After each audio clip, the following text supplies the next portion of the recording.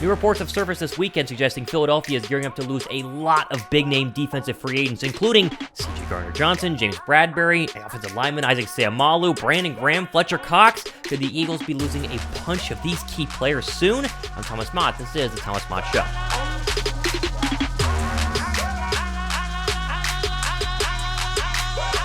What's up, guys? Thomas Mott here. Welcome to the Thomas Mott Show on a Sunday. I don't normally do shows on Sundays, but the news that's come out over the past couple of days regarding free agents leaving Philadelphia was a little bit too much to ignore. And so I wanted to jump on and begin with this Eagles Wire article that cites an Athletic article talking about how, hey, remember how we were going to re-sign CJ Gardner-Johnson for sure? The Athletic thinks we're not going to, and I'll give you the details here on your screen. Quote, Eagles could be on the verge of losing CJ Gardner-Johnson to a massive free agent deal. And you go, wait a second, I thought he wanted to stay in Philadelphia. Well, he does, but that doesn't necessarily guarantee the fact that he's not going to take a more expensive or more lucrative offer from somebody else. Let's go ahead and start with the article here. Quote, the Eagles are set for a major retool this offseason with all-pro quarterback Jalen Hurts set to sign a massive contract extension. Some big-name defenders could be on the move to really greener pastures. The Birds have 9 key contributors on defense set to hit free agency, and stars like Brandon Graham, Fletcher Cox, James Bradberry, Javon Hargrave, TJ Edwards, and CJ Gardner-Johnson could all cash out money on the open market. Now, that's not anything surprising. Obviously, teams can pay a lot more than what Philadelphia is willing to pay for these free agents, but the fact they're citing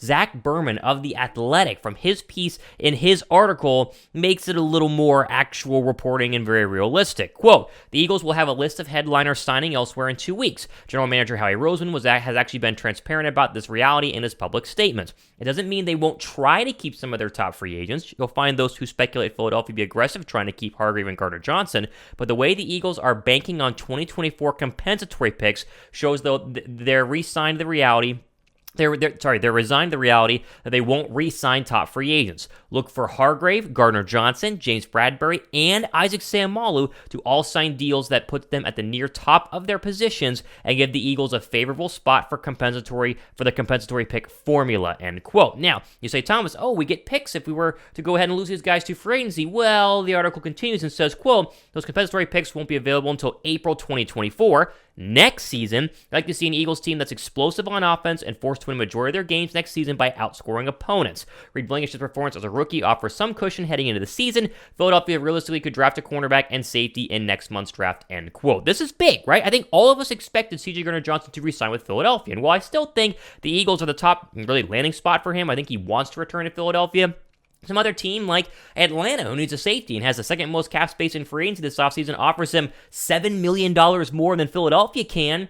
I mean, what would you do, right? How loyal are you to the Philadelphia Eagles after just being on a one-year deal with them, and now you got a new defensive coordinator, and of course, maybe a Super Bowl hangover? Not that I think that's going to happen, but other people do, and you see why a lot of these names are coming up in the Athletic article saying they could potentially be going somewhere else. Now, I do think the Eagles will get one of the players mentioned. I do think they will get either Hargrave or Gardner-Johnson or Bradberry, maybe not Seumalo. We'll talk about Cox and Brandon Graham shortly. They're not going to lose everybody, but if they were to lose CJ Gardner-Johnson and Javon Hargrave, those are their 2 best free agent defensive players, meaning Philly might focus big time on the NFL draft to go ahead and hopefully hit on some key players at key positions. Now, I did a show 2 days ago talking about some players the Eagles had officially met with at the draft, and at the time, they only met with defensive players. Now, the past couple days, they met with Jahmyr Gibbs, talked about that tomorrow, the running back from Alabama, some other offensive players in the actual draft combine process, but most of the players we talked about on my Friday show were safeties, cornerbacks, and defensive linemen, which tell you they're going to lose a safety in CJ Gardner-Johnson, a cornerback in James Bradberry, and a defensive lineman in Javon Hargrave. Again,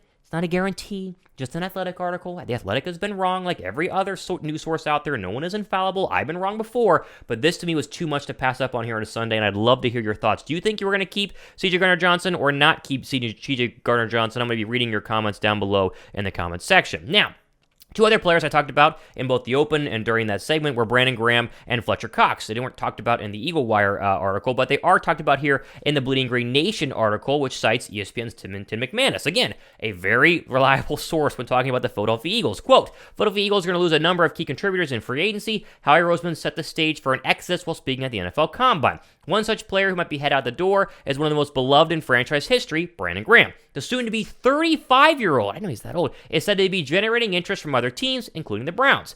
This much according to a report from ESPN's Tim McManus, who adds his preference is to finish his career in Philly, but sense here is he's open to signing somewhere else, depending on where the Eagles come in with their offer. The report is not only linking Graham to Cleveland. Jared is not the only one linking Graham to Cleveland. Jared Mueller from SB Nation's Browns outlet, Dogs by Nature, wrote the following on Thursday based on buzz he heard while covering the Combine in Indianapolis. Veterans Fletcher Cox and Brandon Graham would be interested in joining Browns defensive coordinator Jim Schwartz, depending on how things go with Philadelphia. Cox is more likely to be free than Graham. The article goes on to say, in addition to the Schwartz connection, the Browns notably employed 2 former Eagles executives who overlap with Graham in Philadelphia, GM Andrew Berry and assistant GM Catherine Rach, did I say how you say her last name? And then they go into the fact that obviously Cleveland needs more defensive line help, blah, blah, blah. So this is another thing we've been hearing the past couple of days, and that is the Browns and Jim Schwartz, new defensive coordinator, could look to poach some of his former Eagle players on probably pretty interesting 1 to 2 year deals. And the Browns have a lot of money, and so you kind of see with CJ Gardner-Johnson talk a little bit earlier in the show. Let's say Philadelphia offers Brandon Graham 2 years and $10 million, what's stopping him from signing a 3-year, $13 million deal with the Cleveland Browns? An extra year, obviously extra $1 million a year. It just kind of seems like he would lean towards Cleveland. Again, players are not loyal to franchises. Now, some are, but most of them are loyal to this. They're loyal to money, they're loyal to winning, and they're loyal to where their family likes to live. And all those 3 things combine together to give you where free agents land. Some people want a little bit more money. Some people want, a little higher chance of winning. Some people want, a better place for their family to go ahead and grow up. Some want a combination of the 3. It's different for every single player, but those are the 3 main factors that are going to come in here when you're looking at Brandon Graham re-signing, Fletcher Cox maybe re-signing, although probably not, CJ Gardner-Johnson, and the rest of the crew. So, I don't want to be doom and gloom for you guys here on a Sunday. I do think they're going to re-sign CJ Gardner-Johnson if I had to put money on it, but just know that the words around the street right now, and everyone's at the Combine right now, are that Philadelphia's going to lose a bunch of players. Now, I'll leave you with a little good thought process to think about here, and it was talked about in that article earlier.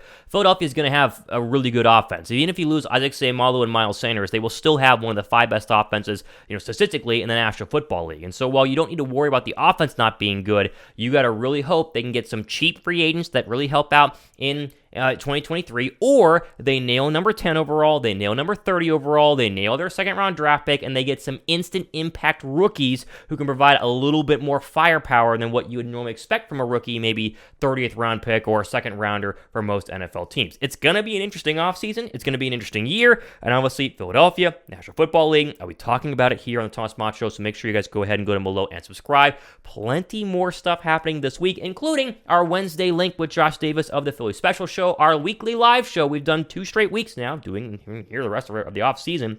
It's always 7 o'clock, always on Wednesdays, so go ahead and go down below and subscribe, and stay tuned for that as well. I'm Thomas Mott. On a really interesting Sunday, this has been the Thomas Mott Show.